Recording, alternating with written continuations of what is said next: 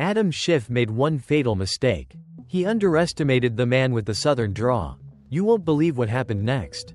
Adam Schiff stood in the packed Senate Oversight Committee hearing room, his designer suit catching the harsh fluorescent lights as he pointed an accusatory finger directly at Senator John Kennedy.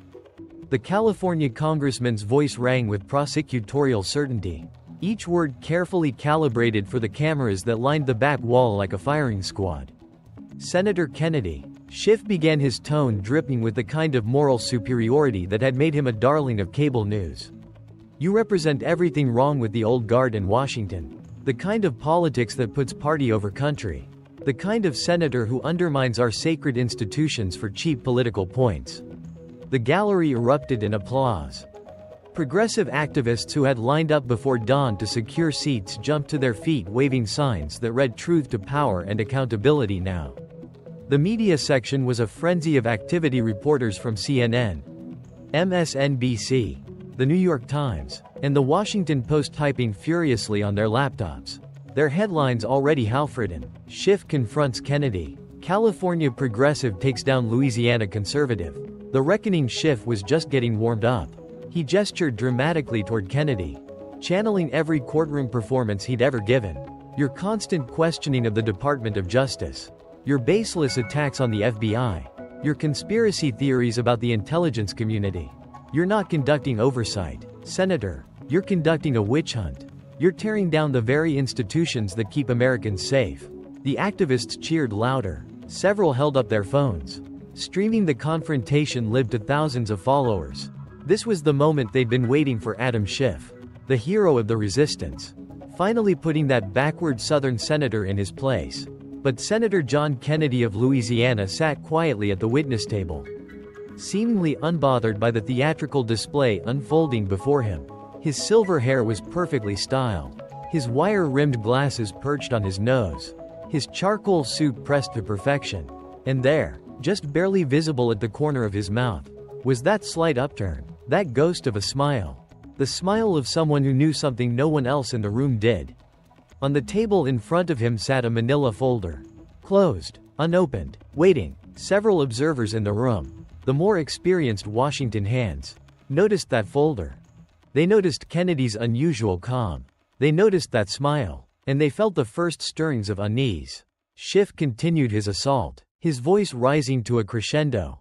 The American people deserve better than your partisan games.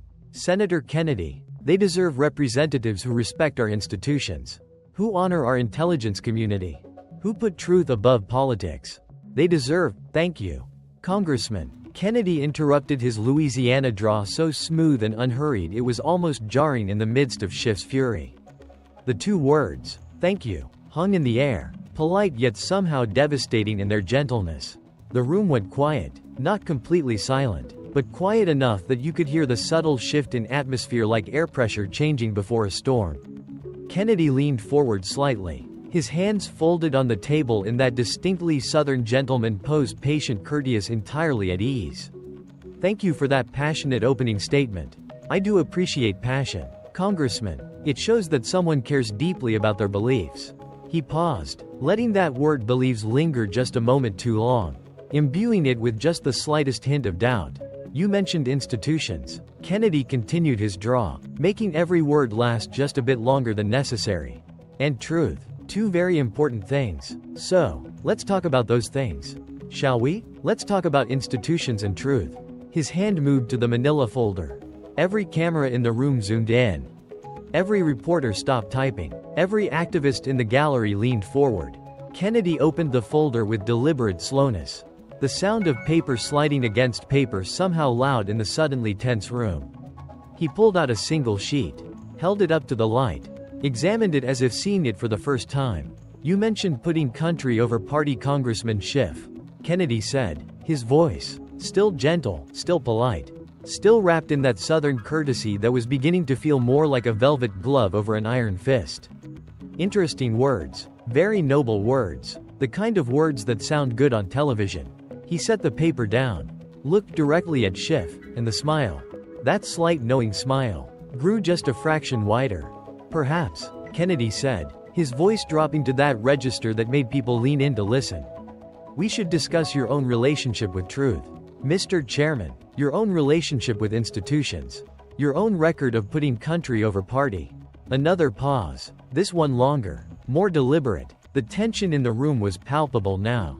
Even Schiff's supporters in the gallery had gone quiet.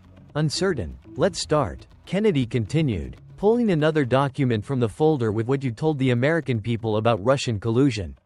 The room went completely silent. The kind of silence that follows a bomb dropping. The kind of silence where everyone suddenly realizes that what they thought was going to happen isn't going to happen at all. That the script has been flipped. That the hunter has become the hunted. Adam Schiff's confident expression flickered just for a moment. Just a fraction of a second. But Kennedy saw it. And everyone else in that room saw it, too. The trap had been set. And Schiff had walked right into it. Kennedy reached into his folder and pulled out a stack of transcripts. Each one carefully tabbed with colored markers. The methodical precision of it. The organization. The preparation. The clear evidence of hundreds of hours of work sent a chill through the Democratic side of the room. Congressman Schiff. Kennedy began his draw, transforming the name into 3 distinct syllables. I want to take us back to 2017. March of 2017 to be precise. Do you remember March of 2017? Schiff opened his mouth to respond. But Kennedy held up a hand. Polite, gentle, but firm. Let me refresh your memory. March 20th, 2017. You appeared on MSNBC on the Morning Joe program. Kennedy held up the first transcript. Showed it to the cameras. You were asked directly whether you had evidence of collusion between the Trump campaign and Russia. Your exact words were, he read slowly, carefully, we have evidence of collusion. Butter. Kennedy sat that transcript down with a soft thud that somehow echoed in the silent room. April 6, 2017, CNN Anderson Cooper's show. Another transcript came out of the folder. You said, and I quote, we have more than circumstantial evidence. Another transcript. May 8, 2017, ABC News This Week program. You said there is direct evidence of collusion. The pattern was emerging. Kennedy's voice never changed. Still that gentle, almost lazy draw. But with each transcript, each quote, each claim, the weight in the room grew heavier. June 2, 2017, MSNBC. Again, you said the evidence was in plain sight. July 19, CNN. You said you'd seen evidence that was damning. August 27, NBC News. You said the evidence was incontrovertible. Kennedy kept going. September, October, November, December, month after month, network after network, show after show. Each time Adam Schiff had claimed, not suggested, not implied, but flatly claimed, that he had seen evidence of collusion.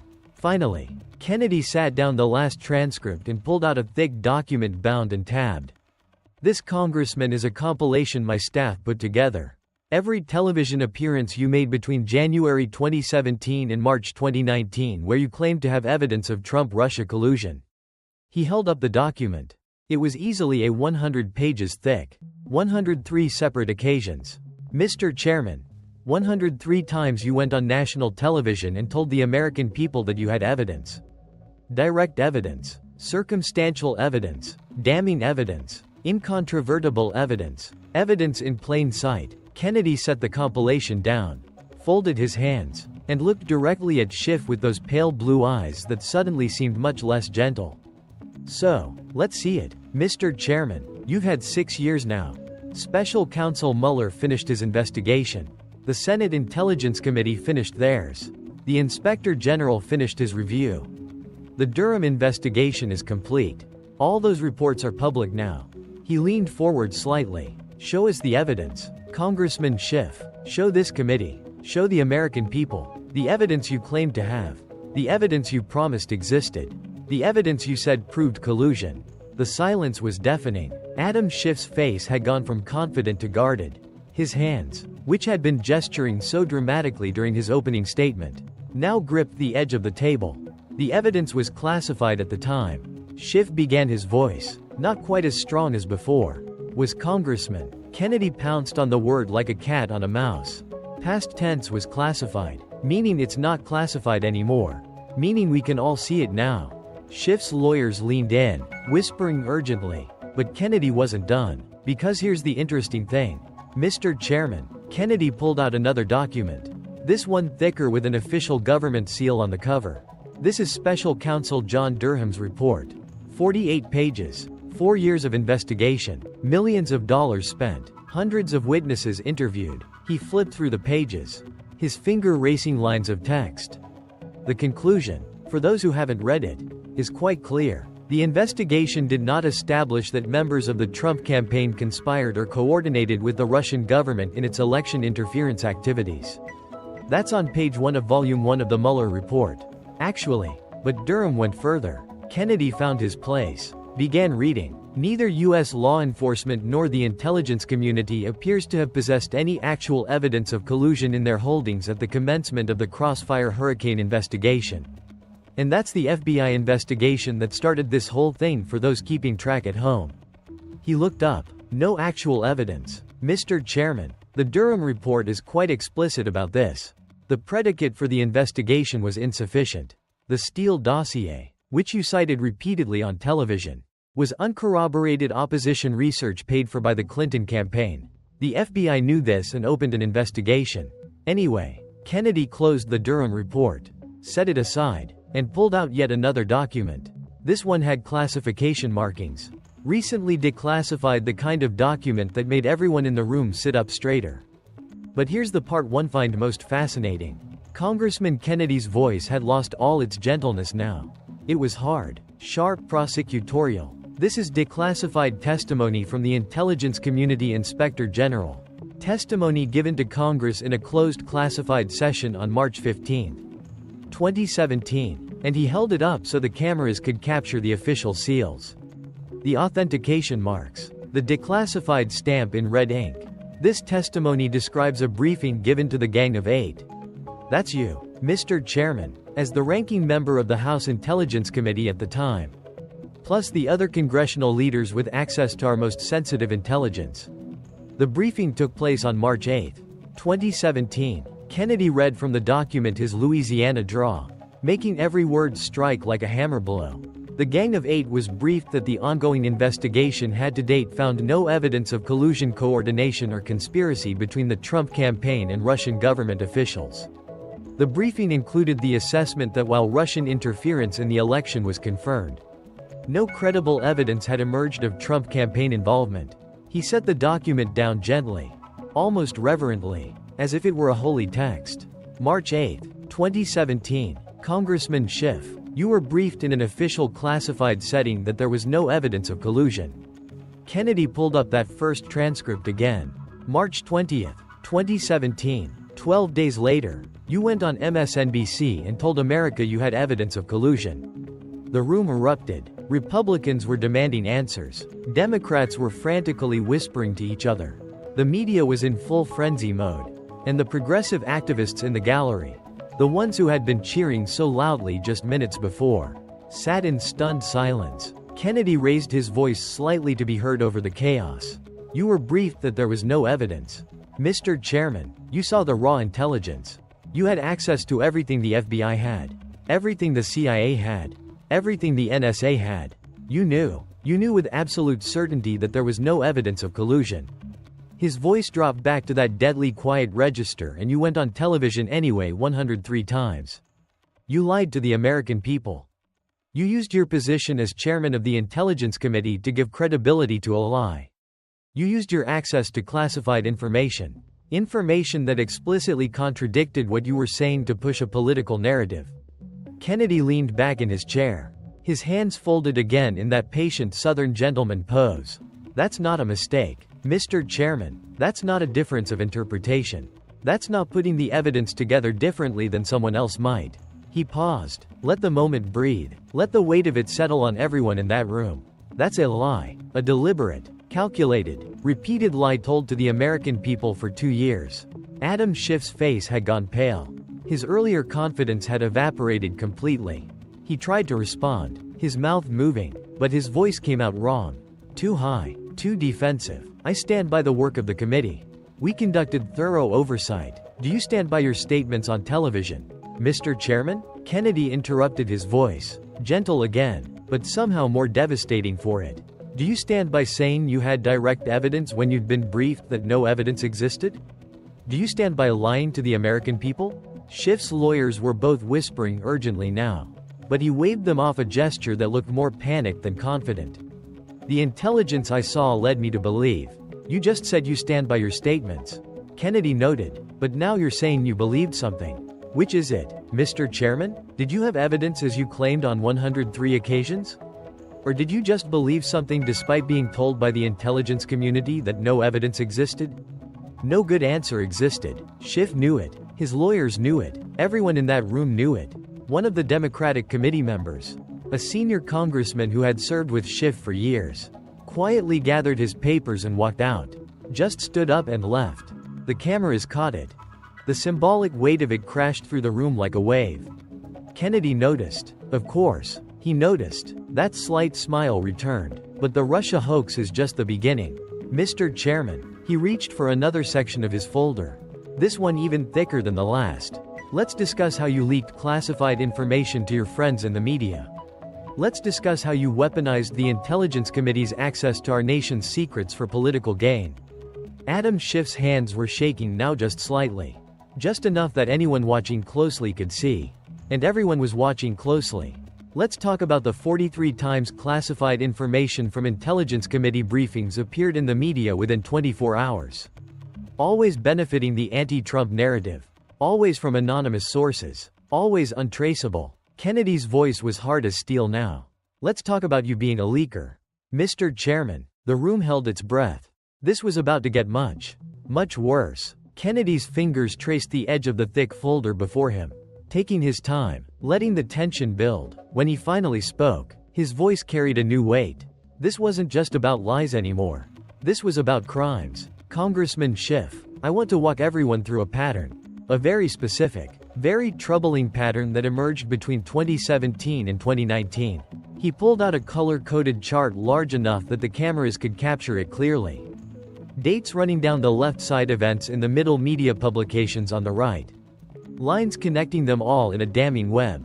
January 10, 2017. The House Intelligence Committee holds a classified briefing on the Russia investigation.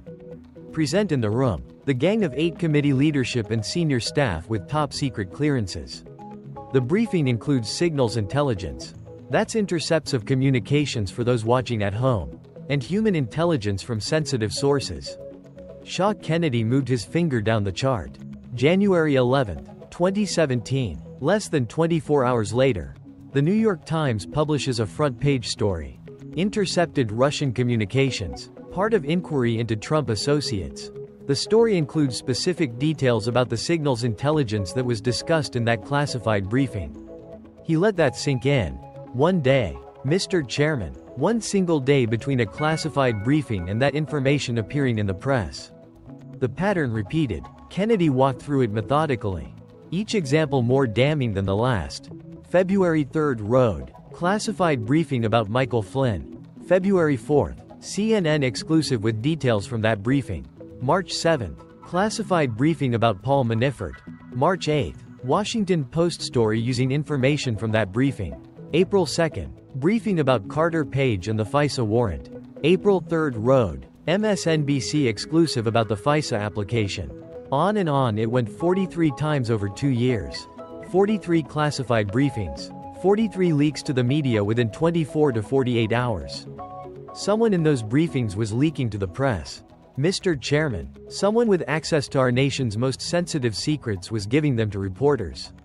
Someone was committing federal crimes, violations of 18 U.S. Code Section 798, unauthorized disclosure of classified information for political purposes.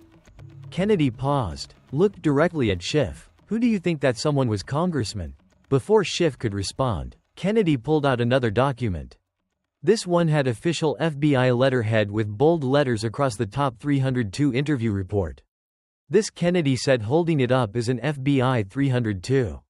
That's the form agents use to document interviews. This particular 302 documents an interview with a former Intelligence Committee staffer. Someone who worked directly for you. Mr. Chairman, during 2017 and 2018, Kennedy began reading his draw, making every word crystal clear. Question. Did you have any conversations with members of the media about classified information discussed in Intelligence Committee briefings? Answer: yes. Chairman Schiff directed me to brief certain reporters on classified matters related to the Russia investigation. Question: can you describe the process? Answer: after classified briefings, Chairman Schiff would meet with me privately. He would provide talking points about what information to share and which reporters to contact. He specifically mentioned that we needed to get the information out to the public to counter the administration's narrative. Question: did you understand this to be authorized disclosure? Answer: no. Chairman Schiff made clear that these were sensitive conversations and should be handled discreetly. He referred to certain reporters as friendlies who could be trusted to report the information in the right context. Question: how many times did this occur? Answer: at least 14 times that I can specifically recall. Possibly more. The room exploded. Reporters were shouting questions. Republicans were demanding Schiff be placed under oath immediately. Democrats were in frantic whispered conference calls with party leadership. Kennedy raised his voice slightly to be heard. This staffer was eventually fired. Mr. Chairman, fired for cause. The committee said for inappropriate behavior and potential security violations. The FBI investigated, but somehow no charges were ever filed. Curious, isn't it? He pulled out more documents. But we don't have to rely solely on one staffer's testimony because in the age of modern communications, Mr. Chairman, everything leaves a trail. Kennedy held up printed screenshots, text messages, metadata, call logs. These are text messages between you and Congressman Eric Swalwell. Also recently declassified. Also obtained through FOIA requests after years of stonewalling. He read from 1 April 5, 2017. 9:47 p.m. from your phone to Swalwell. Talk to our friend at MSNBC. Story will run at 11 o'clock. Watch it. Another April 10th from you to Swalwell. We need to coordinate on the next one. Make sure to emphasize the classified nature of the intel. Makes it more credible. Kennedy looked up from the messages. You were coordinating leaks with another member of Congress. Mr. Chairman, you were discussing how to make the leaks more effective. How to make them more credible by emphasizing that they came from classified briefings. He sat down the messages and picked up a legal document. Title 18, United States Code Section 798. Whoever knowingly and willfully communicates, furnishes, transmits, or otherwise makes available to an unauthorized person or publishes classified information shall be fined under this title or imprisoned not more than 10 years or both. Kennedy looked at Schiff over his glasses. 10 years. Mr. Chairman, that's the maximum sentence for each violation. And we're talking about 43 separate incidents. 43 federal crimes. Adam Schiff had gone from pale to ashen. His hands gripped the table so tightly his knuckles had gone white. One of his lawyers was frantically scribbling notes. The other had his head in his hands. These allegations are taken completely out of context. Schiff managed his voice strained. I was conducting legitimate oversight. Oversight. Kennedy's voice cracked like a whip. You call leaking classified information to friendly reporters oversight. You call coordinating with other members to get stories placed in specific news outlets oversight. You call violating federal law 43 times oversight. He leaned forward and for the first time that day, the Southern gentleman facade dropped completely. You weaponized the Intelligence Committee. Mr. Chairman, you took the most sensitive position in Congress. A position that requires absolute trust, absolute discretion, absolute adherence to security protocols. And you turned it into your personal propaganda operation. Kennedy gathered the documents, straightened them with sharp, angry movements. You didn't just leak to hurt President Trump. You damaged sources and methods. You compromised ongoing intelligence operations. You put lives at risk. American lives. The lives of intelligence assets and their families. His voice dropped to barely above a whisper. But somehow it carried through the entire room. That's not oversight. Mr. Chairman, that's not even politics. That's treason against the institution you swore to protect. The word treason hung in the air like a guillotine blade. Too far for a formal accusation perhaps, but devastating nonetheless. 2 more Democrats left the room. The activists in the gallery had dwindled to perhaps a third of their original number. Those who remained looked shell-shocked, as if watching their hero revealed as the villain in real time. Kennedy straightened his papers, his composure returning. When he spoke again, that Southern gentleman courtesy was back. But now everyone in the room understood it for what it truly was. Not gentleness, but absolute certainty of victory. We're not done yet, Mr. Chairman. That slight smile returned. Let's discuss your relationship with certain donors. Let's discuss what they got for their money. Let's talk about Ed Buck. If possible. Adam Schiff went even paler because he knew what was coming next. And it was going to destroy what little remained of his reputation. Kennedy's hand moved to a different section of his folder. This one tabbed in red as if warning of blood. When he pulled out the first document, several people in the room recognized it immediately. A federal election commission filing, the kind that lists every donation over $200, all public record. All perfectly legal to examine. Congressman Schiff. Kennedy began his voice, taking on a new quality. Not anger anymore, but something colder. Disappointment. Perhaps the tone of someone about to expose not just crimes but moral failures. Let's discuss Edward Buck. Ed Buck, as he was known in Democratic circles. Are you familiar with Mr. Buck? The room went very quiet. The name Ed Buck carried weight, especially among those who followed California politics. A weight like a millstone. Schiff's jaw tightened. I returned Mr. Buck's contribution after his arrest. After his arrest, Kennedy repeated, loading those 3 words with meaning. Yes, you did. In October of 2019, 2 weeks after Ed Buck was arrested by federal agents. But let's talk about the timeline. Shall we? Let's talk about what happened before that convenient gesture. Kennedy pulled out a series of photographs. Each one death-stamped, each one from a different event. This is you and Ed Buck at a Democratic National Committee fundraiser in Los Angeles. August 2015. He held up the photo. Schiff and Buck both smiling, drinks in hand. The kind of cozy donor-politician relationship photo that gets taken 1,000 times at every political event. Here's another California Democratic Party gala, West Hollywood. March 2016. You're at Buck's table. He was a sponsor of the event. Actually donated $50. More photos. June 2017. Your own campaign fundraiser. Congressman Ed Buck is there. Front row seat. Kennedy sat down the photos and picked up a campaign finance report. Ed Buck donated $2.700 to your campaign in 2016. The maximum allowed under federal law. He bundled more for your colleagues. He was by all accounts a prolific Democratic donor.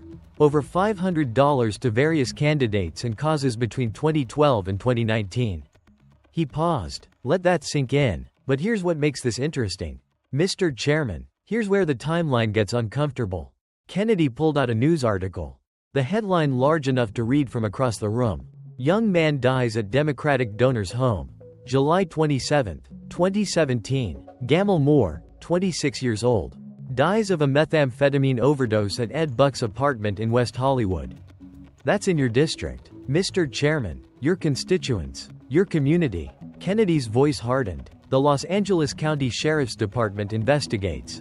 They find disturbing evidence. A journal kept by GML Moore. I won't read the explicit parts.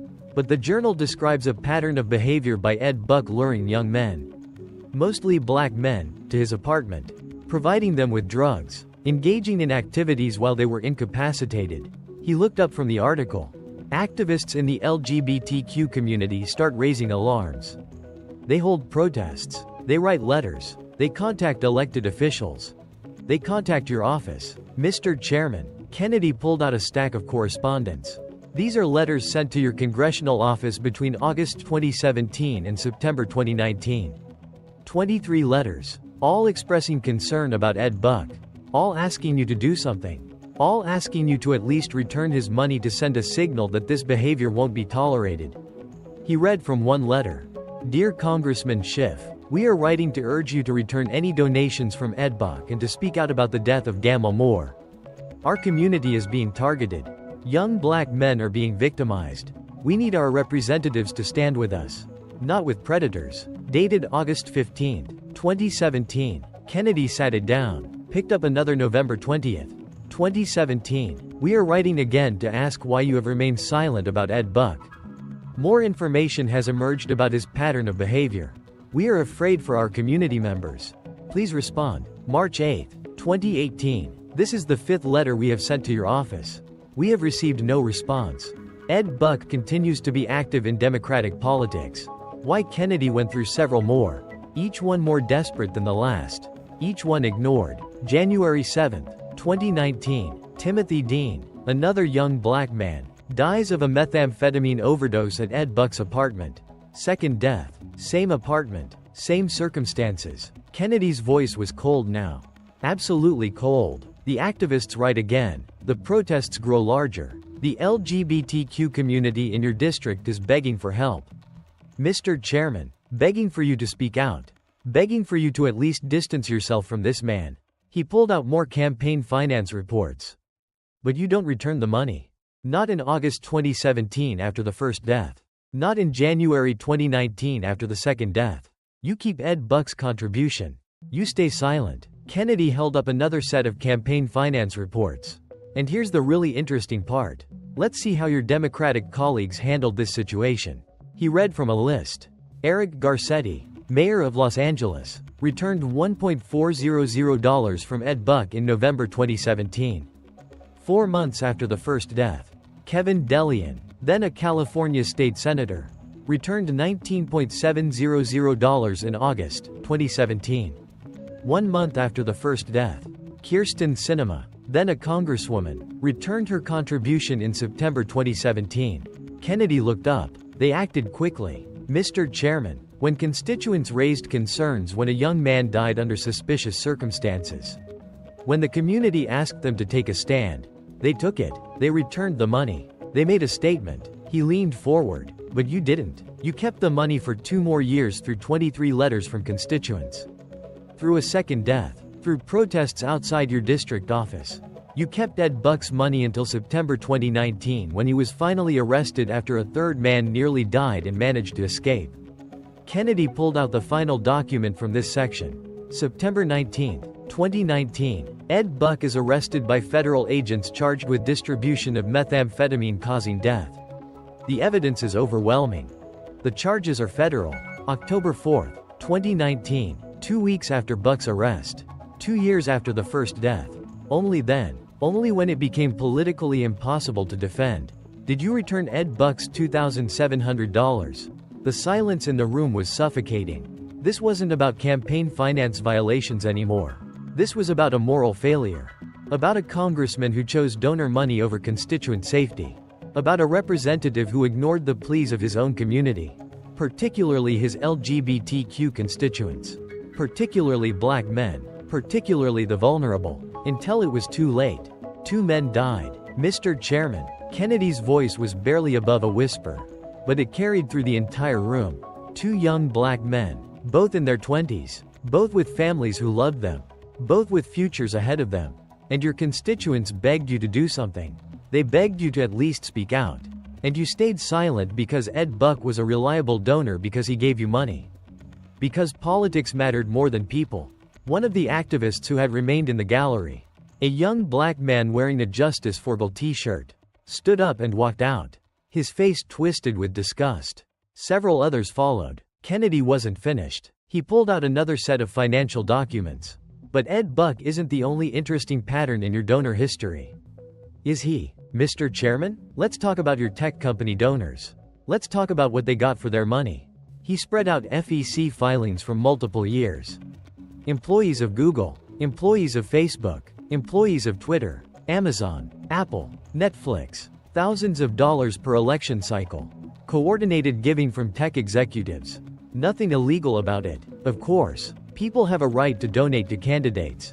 Kennedy looked up and that slight smile was back. But let's look at what happened after those donations. Let's examine the legislation you supported. He pulled out bill records. House Resolution 4173. A bill to expand Section 230. Protections for tech platforms. Section 230 is the law that shields internet companies from liability for user content. You were a co-sponsor. The bill would have made it nearly impossible to hold tech companies accountable for anything posted on their platforms. House Resolution 5208.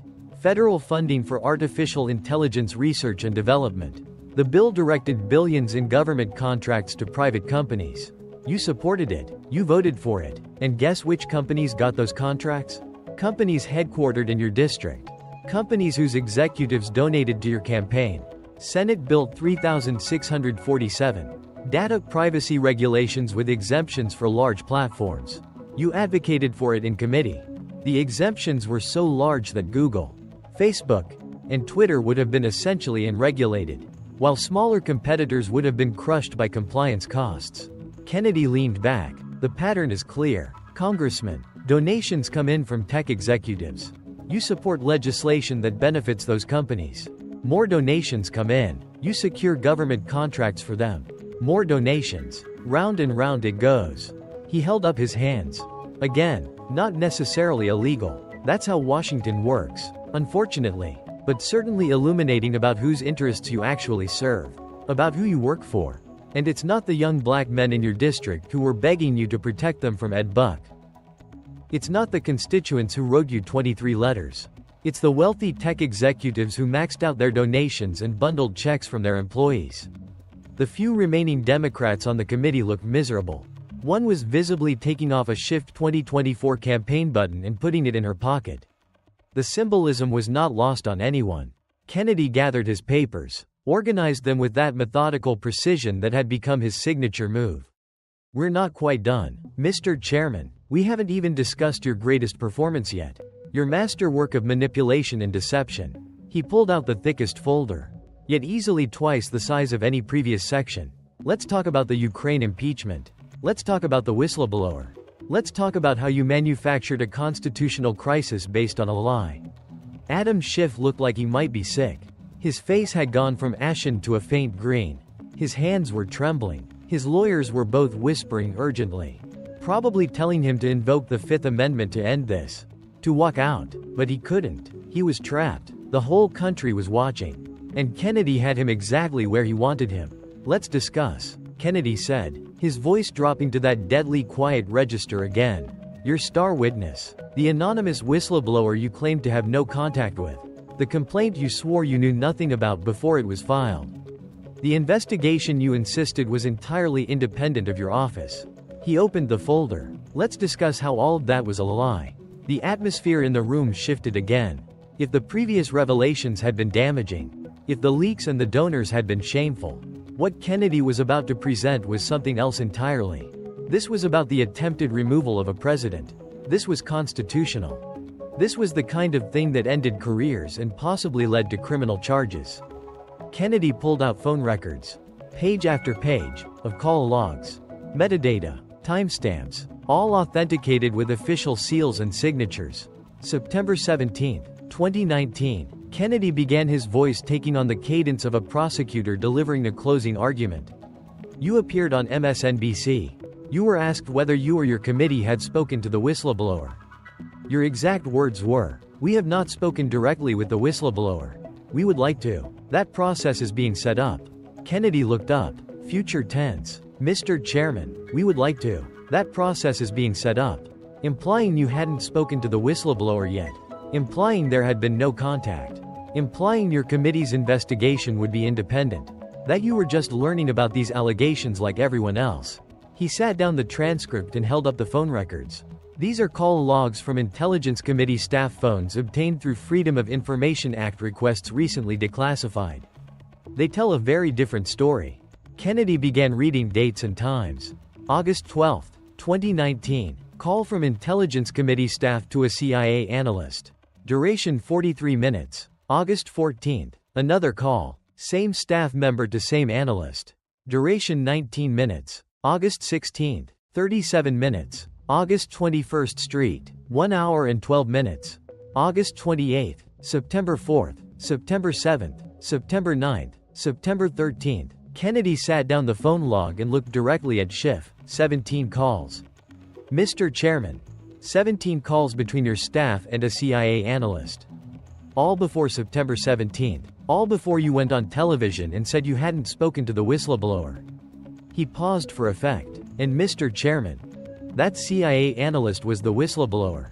The room exploded. Republicans were shouting. Democrats were fleeing. The media was in absolute chaos. This was the smoking gun, direct proof that Schiff had lied about his contact with the whistleblower. That the whole impeachment had been coordinated from the beginning. That none of it had been the independent, courageous act of a concerned intelligence officer that they'd been told. Kennedy raised his voice to be heard over the chaos. But wait, there's more. That phrase, borrowed from late-night infomercials, somehow made it even more devastating. He pulled out printed text messages, each one authenticated with metadata. These are text messages between your staff and the whistleblower, also recently declassified. Kennedy read from the first message. August 10, 2019. Your staffer texts the whistleblower. We need to talk about the proper procedure for filing a whistleblower complaint. Can you meet this week? Response from the whistleblower. Yes. Thursday work. Should I come to the Capitol? Another message. August 23rd Road. Your staffer. Have you started drafting the complaint? We can review it if you'd like guidance on format and what to include. Response. Working on a draft now. Would definitely appreciate your input. The most damning one. September 2nd. Your staffer. The complaint looks good. Make sure you file it through the IG's office. That's the proper channel. We'll be ready on our end once it's filed. Response. Will do. Thanks for all the help. Should I delete these messages? Your staffer? Probably a good idea. Kennedy looked up. They didn't delete them, Mr. Chairman. Or at least not thoroughly enough, because here they are. Your staff helping to write the whistleblower complaint. Your staff providing guidance on what to include. Your staff coordinating the timing of when it would be filed. Your staff preparing to receive it. He set down the messages. You didn't just know about the whistleblower, Mr. Chairman. You didn't just have contact with him. Your office helped manufacture the whistleblower complaint. You orchestrated it. You crafted it. You timed it. And then you went on television and lied about all of it. Kennedy pulled out another video clip, connected it to the room's display. But that's not even the worst part. The worst part came later. September 26, 2019, the first public hearing on the impeachment. Your opening statement. The video began to play. Adam Schiff at the chairman's seat, looking grave and serious, beginning to read what he claimed was a summary of the Trump-Zelensky phone call that had sparked the whistleblower complaint. But what came out of Schiff's mouth on the video was a dramatic mob movie-style characterization that bore little resemblance to the actual transcript. And I'm going to say this only 7 times, so you better listen good. Video Schiff intoned. I want you to make up dirt on my political opponent. Understand? Lots of it. On this and on that. Kennedy stopped the video. That was quite a performance, Mr. Chairman. Very dramatic. Very damning. It made President Trump sound like a mafia don shaking down a foreign leader. The media played it on loop. Your clip went viral. Millions of people saw it. He pulled out the actual transcript of the call. The only problem is that's not what was said. Not even close. Here's the actual transcript released by the White House, confirmed by multiple participants on the call. Kennedy read the actual exchange, diplomatic, somewhat rambling, discussing corruption concerns, asking for cooperation on investigations. Nothing like the mob shakedown Schiff had performed. Completely different, isn't it? Kennedy said. Your version in reality. Your performance and the actual words spoken. He pulled up another video, Schiff being confronted about his fabricated reading. And here's what you said when people called you out on this. You said it was parody. That you were using parody to make a point. Kennedy's voice dripped with contempt.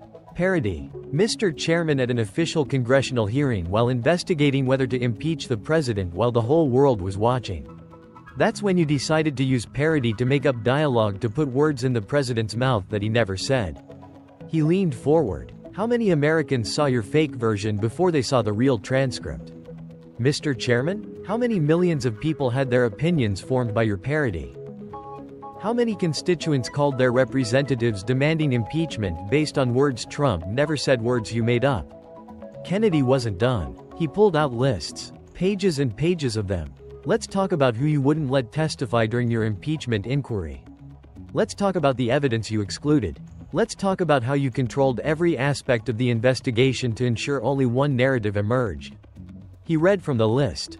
Hunter Biden blocked. Alexandra Chalupa blocked. The whistleblower himself blocked. Anyone who might have provided contrary evidence or complicated your narrative blocked. And let's talk about the selective leaks. Once again, Mr. Chairman, your old pattern returned. Testimony that helped your case leaked to the media immediately. CNN, MSNBC, The New York Times. They all had the juicy quotes before the transcripts were officially released. At Kennedy held up a timeline showing closed-door testimony dates alongside media publication dates. October 15, 2019. Ambassador Taylor testifies behind closed doors that evening. That same evening, CNN has the story with selective quotes making Trump look guilty. October 23. Road. Ambassador Ivanovich testifies. Next morning, The Washington Post has an exclusive with the most damaging excerpts. The pattern held throughout. Evidence helpful to your narrative immediately. Evidence that might have complicated things buried in footnotes or excluded entirely. Kennedy set down the timeline. You turned the impeachment inquiry into a show trial. Mr. Chairman, you controlled the witnesses. You controlled the evidence. You controlled what the American people saw and when they saw it. You manufactured a crisis coordinated with a whistleblower, fabricated evidence, excluded contrary testimony, and leaked selectively to create a narrative. He pulled out one final document official with congressional seals. And eventually, Mr. Chairman, your own chamber held you accountable somewhat.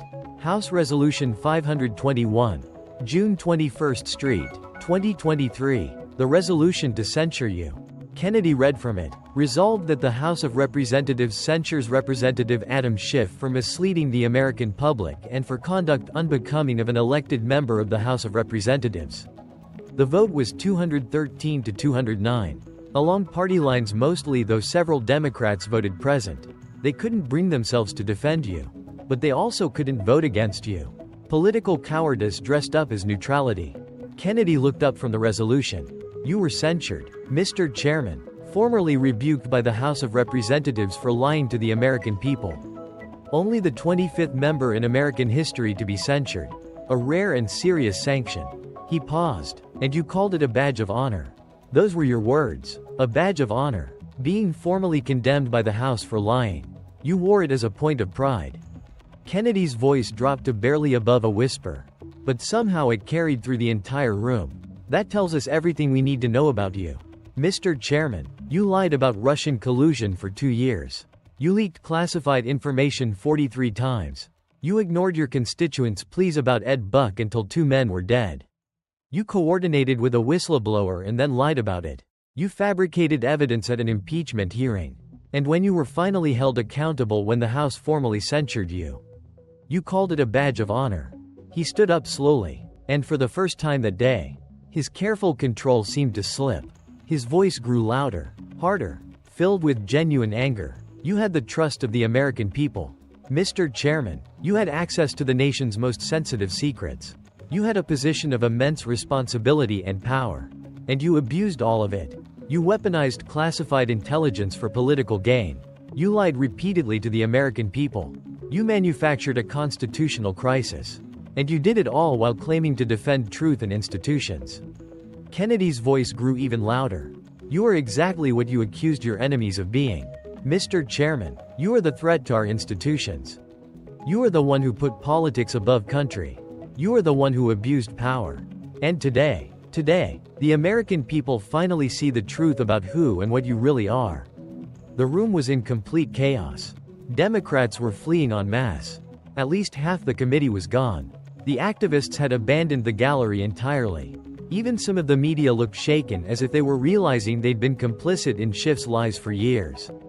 Adam Schiff sat frozen, his face white as paper, his hands trembling, his entire body seeming to shrink under the weight of the evidence arrayed against him. And Senator John Kennedy of Louisiana stood tall. His evidence spread before him like an accusation from history itself. His mission nearly complete, but we're not quite finished. Mr. Chairman, Kennedy said, his voice returning to that deadly quiet register.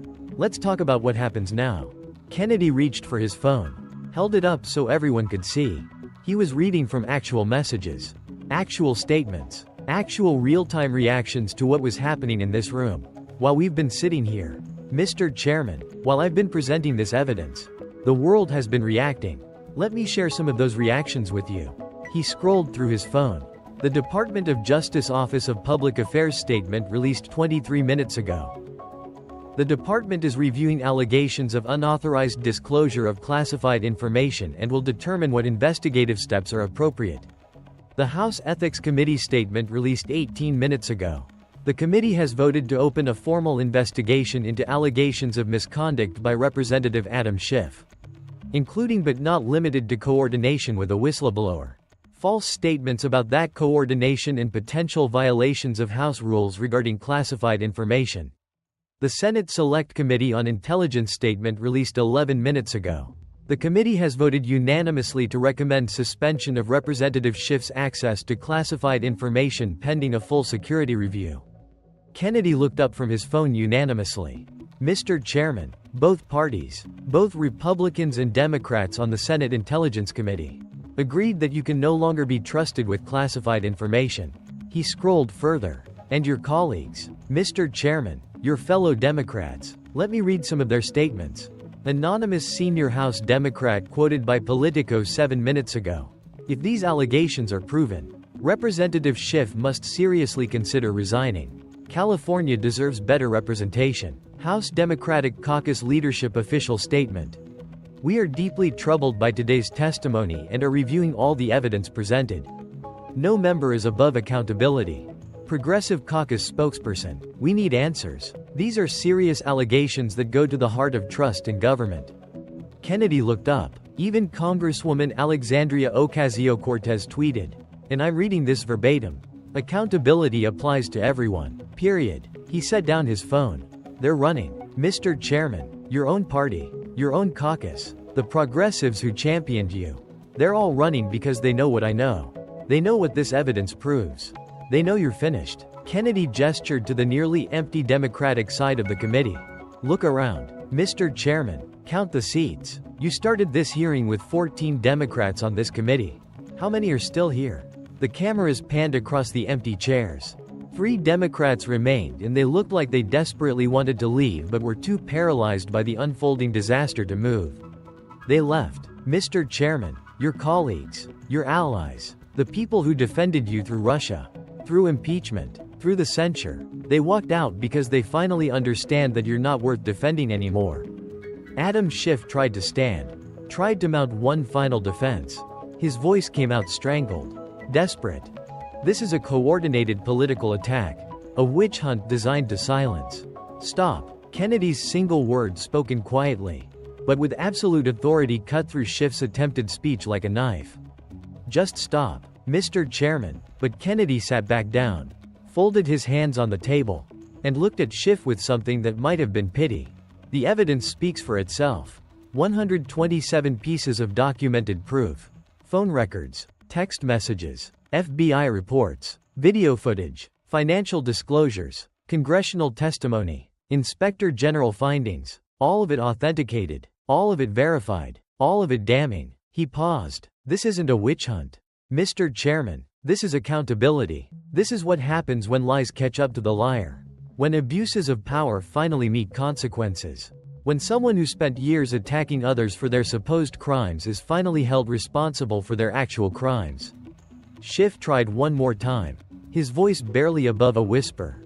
History will vindicate. History will judge you a liar. Kennedy interrupted. History will record that you abused your position, weaponized intelligence, coordinated fake whistleblowers, and lied repeatedly to the American people. History will note that you were censured by your own house. History will remember that when finally confronted with evidence of your misdeeds, you fled behind claims of persecution. Kennedy gathered his papers one final time. The president isn't on trial here. Mr. Chairman, you are, and the verdict is clear. The committee chairman, a Democrat who had started the day expecting to watch Schiff triumph and instead had witnessed his complete destruction, finally found his voice. This committee will stand in recess. His words came out flat. Defeated. We will reconvene tomorrow to consider further action. He didn't wait for objections. He simply banged the gavel and stood up, walking out quickly, as if afraid to be contaminated by proximity to Schiff. Capitol police officers approached Schiff's table. Congressman, we need you to come with us to the security office. You need to surrender your credentials and access badges. Director's orders. The walk from the witness table to the door seemed to take an eternity. Schiff moved like a man in a dream or a nightmare. His expensive suit rumpled. Now his confident posture collapsed. His face showing every one of his 63 years and then some. His staff had already abandoned him. His lawyers gathered their briefcases and left without a word they'd send him a bill. But they wouldn't defend him publicly. His political allies had fled. His media supporters were already working on pieces about how they'd been misled by him. He was alone, completely, utterly alone, as Schiff passed Kennedy's table. Escorted by security, Kennedy looked up and nodded the bare minimum of courtesy. And that slight smile, that Southern gentleman's smile that had haunted Schiff throughout this entire hearing, remained fixed in place. Kennedy calmly packed his documents into his briefcase, organized his notes, straightened his tie. He nodded politely to the few remaining people in the room, tipped an imaginary hat to the cameras, and walked out with the same dignified bearing he'd had when he walked in.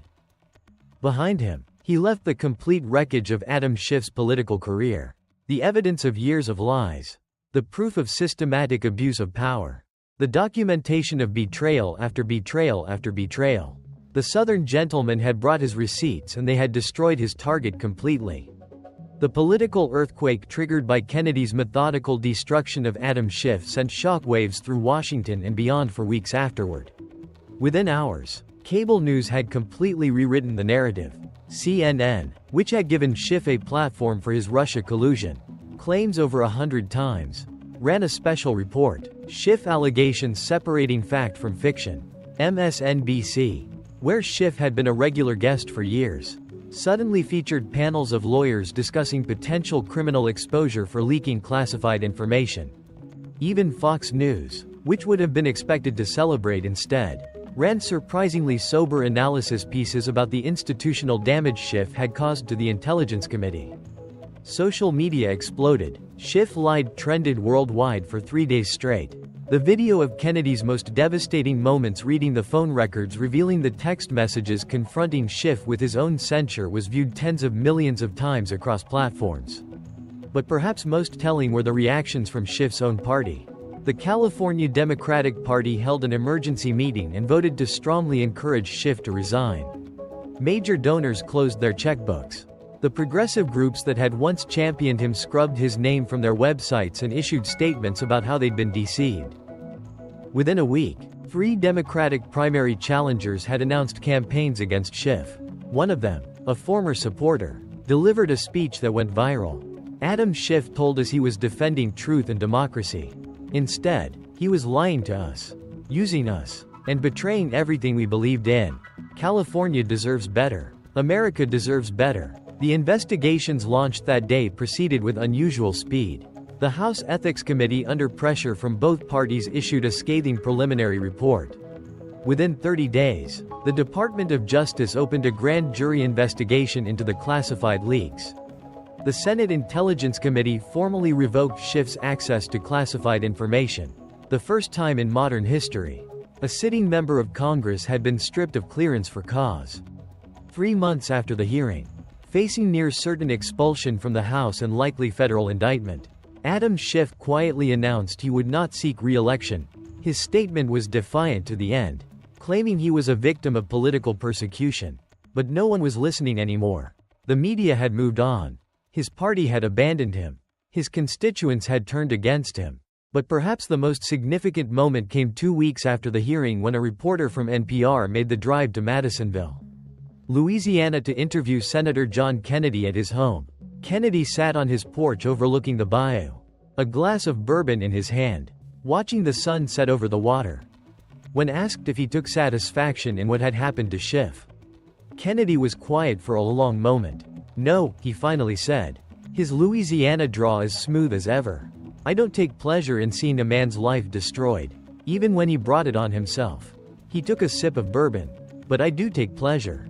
I take great pride in defending the truth, in protecting our institutions, in showing that the system can still work when good people stand up and demand accountability."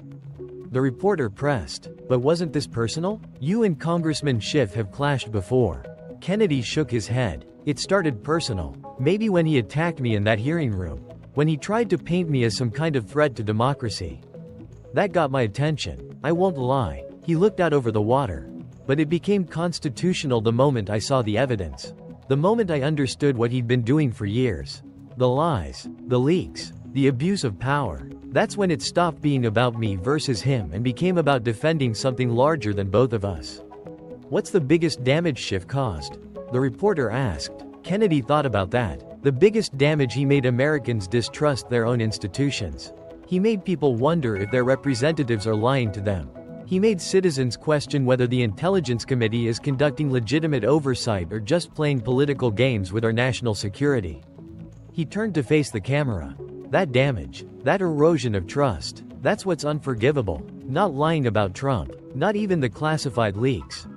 It's the damage to the institution itself, to the relationship between Congress and the American people. That's what will take years to repair. What should happen to him? The reporter asked. Kennedy smiled slightly. That's not for me to say. To the Justice Department will make their decisions. The voters of California will make theirs. History will render its own judgment. He stood up, walked to the porch railing, looked out at the darkening sky. But I'll tell you what I hope. I hope this serves as a warning. A reminder that no one, no matter how powerful, how connected, how protected by their party, no one is above the law. No one is above accountability. Not in America. Not if the system works the way it's supposed to. The reporter asked one final question. What's the difference between you and Adam Schiff? Kennedy was quiet for a long moment, considering. Finally, I still believe in truth. Not narrative, not spin, not what sounds good on television or what helps my political side. Just truth, facts, evidence. He looked directly at the camera. Adam Schiff believed in winning, in advancing his career, in destroying his enemies. He believed the ends justified the means. He believed he could lie his way to victory and never face consequences. He picked up his burb and raised it slightly as if in a toast. And that's why I'm standing here on my porch watching the sun set, at peace with what I did. And he's sitting somewhere preparing for federal indictment. His career over his reputation ruined. Knowing that when history writes about him, they'll write about a liar who abused his power and finally got caught. Kennedy took a sip. That's the difference. I can sleep at night. The interview ended, but the camera kept rolling for a moment longer, capturing Kennedy on his porch as the sky turned from orange to purple to deep blue. The sounds of the Louisiana evening crickets, frogs, water lapping at the shore, provided a peaceful soundtrack to the end of this story. Kennedy spoke one more time, so quietly the microphone barely caught it. The Southern gentleman always brings receipts. Always. The camera faded to black. On that image, John Kennedy on his porch, bourbon in hand, the Louisiana bayou behind him. A man who had defended truth and held power accountable. Adam Schiff's political career was over. But more importantly, the system had worked. The truth had emerged. Justice had been served. And America, despite all its flaws and failures, had proved once again that no one was above accountability.